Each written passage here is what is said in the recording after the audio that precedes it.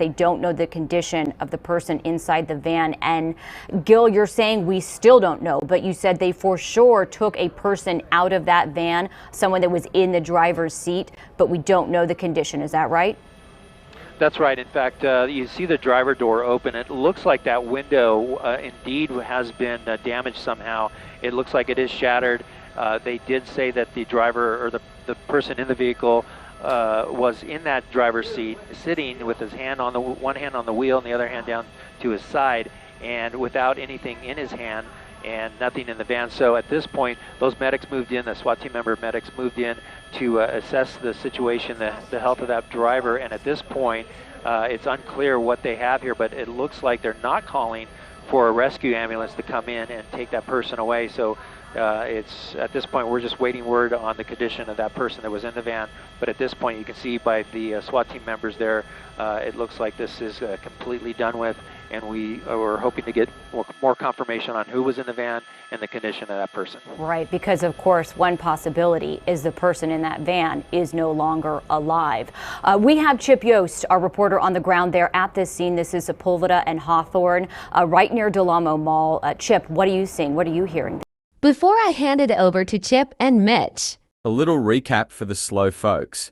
But you said they for sure took a person out of that van, someone that was in the driver's seat. And this part. In fact, you see the driver door open. It looks like that window indeed has been damaged somehow. It looks like it is shattered. Don't forget about that part. It is shattered. It's shattered.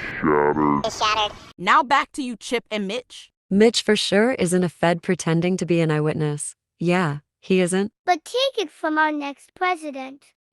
First rule in this world, baby, don't pay attention to anything you see in the news. What are you hearing there? Yeah, we saw a lot of what Gil just described. We are here on Sepulveda near Hawthorne. That incident we're talking about is down here. I'll show you a close-up in a moment. First, let's bring in Mitch Brown, if we could. Mitch Brown was here around the time this all started. Mitch, you were saying around the time you noticed what was going on over there, I think you said you heard a gunshot and then looked over and saw what? When I looked over, it looked like apparently he'd slumped forward or slumped sideways in his seat from a self-inflicted gunshot wound. I'm sure the law enforcement confirmed it with a drone. They had a drone out on the windshield to confirm that it was a self-inflicted gunshot wound. And this at this point was maybe an hour and a half. I'm kind of losing track of time. Hour and a half to 2 hours ago, roughly. And you said you'd seen the picture, the surveillance image of the suspect they were looking for, and anything you saw through that driver's side window? You were across the street kind of with an angle at the driver's side window. Yeah, it's a little hard to see, but zoom in as far as you can. It looks like the same boggin that the suspect was wearing, a black and white striped, weird design boggin. It looked like he was still wearing that during this time. And describe the law enforcement presence you saw here. We saw in the mall, the sheriff's department helicopter had landed there. We saw SWAT team members all around. What did you see when you got over here? Law enforcement acted very swiftly and quickly. They did an awesome job. They surrounded the vehicle, had him cornered so he wouldn't be able to leave or try to escape. So the guy thought he had no other recourse but to take his own life. That's his only choice. And that's the choice that he made. But yeah, law enforcement acted very quickly on it, and very proud of what I saw and the way they acted, cordon off the whole block, bringing in the extra support that's needed. So coordination on all this was superb. Again, we should say that's unconfirmed at this point, but he's describing what he saw from across the street. Anything else that struck you? Had you heard about this incident in Monterey Park at the time you were watching all this play out? I only vaguely heard about it through a news shot that I got on my cell phone late last night, but didn't give it a whole lot of a read to it. But then this morning I put it all together. This was the same suspect. When you realized that you saw what you thought looked like a toboggan. Exactly. Right, yeah. Kind of shocking to find him here in the backyard. Didn't expect him to be here at this particular area since it happened in Monterey. But yeah, it was kind of a very shocking event that happened and unfold right here in our backyard. Thanks very much, Mitch. If you want, Chris, if you could maybe zoom back in over here, you can see it looks like some of those SWAT team members now getting on their units and leaving the scene. So as you were hearing from Gil earlier, obviously it looks like the scene is secured. Now we just need to figure out what the status is of that driver who Mitch said he saw slumped over the wheel.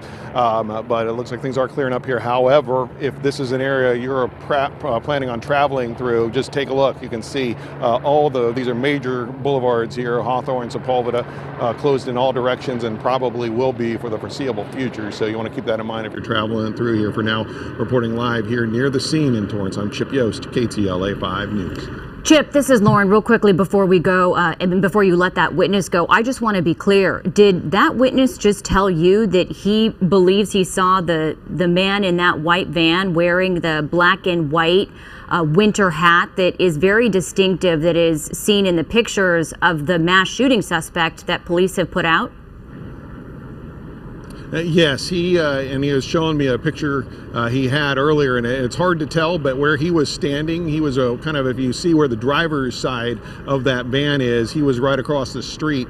And so he was just saying he kind of put two and two together later when he realized that that's the kind of that type of cap was what was on the guy, and he went back and looked at one of his pictures. It's hard to tell in the picture, it's because it's from so far away, but from what he saw, he believes it's the same type of hat, but that'll be, I don't know if we were able to see anything when they were pulling him out or not, so that's but just his belief. So like I said, unconfirmed, but he was watching from across the street and he believes it looked like the guy in the image and that he still had that toboggan on if what he saw was correct.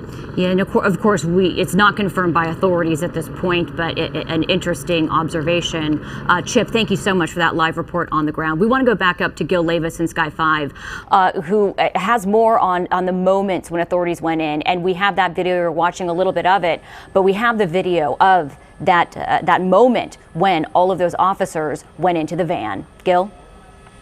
Yeah, that's right. It was a bit tense for those officers to make their approach. They made their approach on the passenger side with a shield. They tactically went around to the driver's side with the third SWAT vehicle to block the driver's door. They had already confirmed that the driver or the person in the vehicle was in the driver's seat, so they made access to that side, the passenger side of the vehicle, broke out the window of that front door, and then opened the door and then got in there and to check on the status of that person.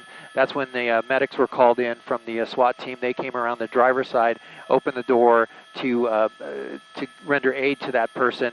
And at this point, that person has not been transported out of the van. They've closed the door on the driver's side, and those SWAT officers drove off. Now they're going to process this crime scene here as part of this incident and see if it's related to the one in Monterey Park. But at this point, it is over and done with. We will see when they start opening up streets in this area. But again, like I said, they're going to process this as a crime scene as well, and this may be shut down for still hours to come. That's the latest overhead up in Sky 5. I'll send it back to you. Gil, thank you. We're watching on the right side of your screen there the moments a short time ago that Gil captured overhead when authorities did move into that white van, and you saw them break that passenger side window and make entry into that vehicle. This coming some more than an hour since we first saw this scene, this SWAT standoff going on in Torrance. This is at Hawthorne and Sepulveda, right near the Del Amo Mall, and the entire area has been shut down for this SWAT standoff with this white cargo van where a barricaded suspect was believed to be inside. We had that update a short time ago from authorities, and they wouldn't say if they believe this is their mass shooting suspect, but they did say that this is a white cargo van, and there's a white cargo van of interest that they connected to the shooting investigation. We are going to continue to follow all of the breaking developments in this mass shooting manhunt. For now, that's the latest live from KTLA. I'm Lauren Lister. Much more ahead at 4 o'clock and always online at ktla.com.